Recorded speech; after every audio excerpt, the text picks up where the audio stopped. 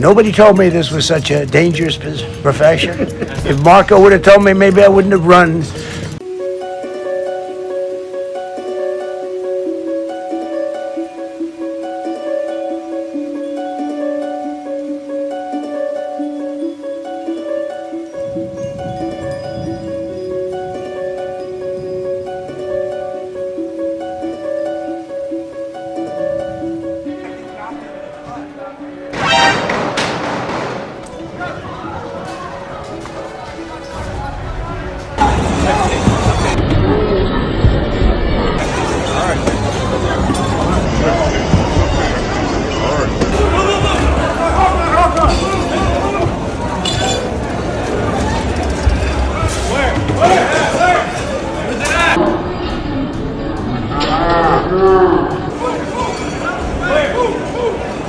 Nobody told me this was such a dangerous profession. If Marco would have told me, maybe I wouldn't have run. Maybe I would have said, I'll take a pass.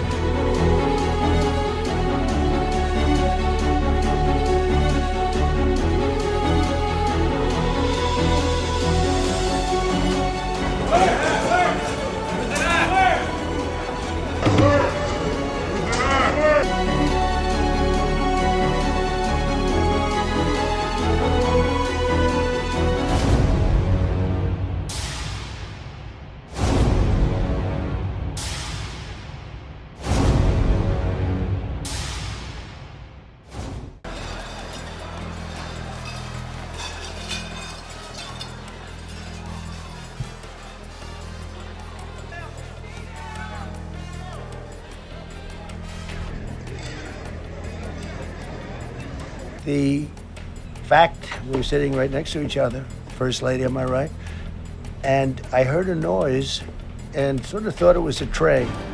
I thought it was a tray going down, but it was a gun.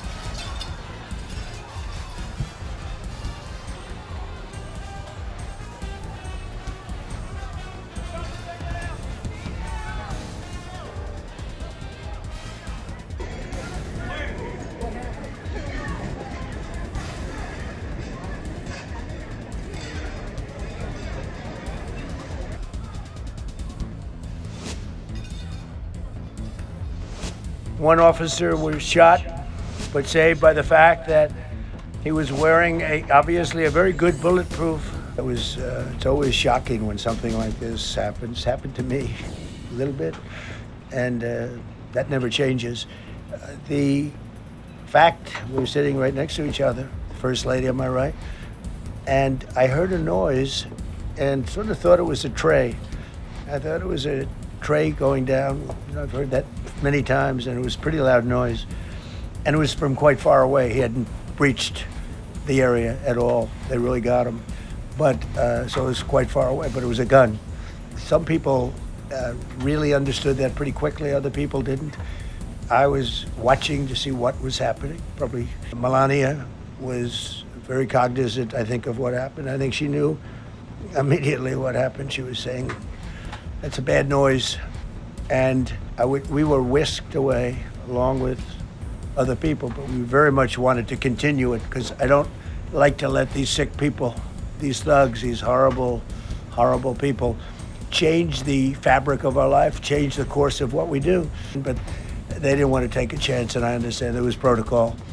But we're going to be doing one hopefully within the next 30 days or sooner. And my impression is he was a lone wolf, whack job. These are crazy people. I think very shortly you're going to know, Todd, a lot about him. You're going to know a lot about him. Yeah, if you take presidents, it's 5.8%, and about 8% are shot at.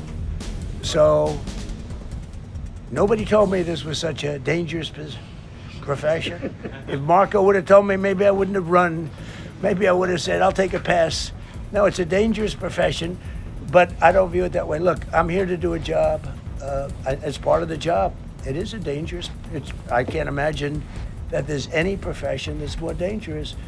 but I love the country and I'm very proud. I'm very proud of the job. We're leading the world in trade now. We're leading the world in the military. We're the greatest military in the world. So, you know, when you do things like that, you become a target. If I wasn't doing that, I guess I'd be a lot less of a target. But I'm honored to be. Okay, one more question. Do you know how the gun was brought into the hotel? And also, how does this event impact you as the leader of our country? Do you think it will change your I leadership? like not to think about it.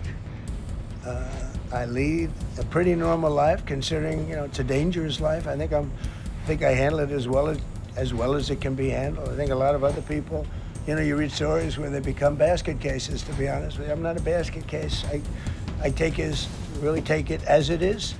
I do it for the country. I'm not doing it for any other reason. It comes with the territory.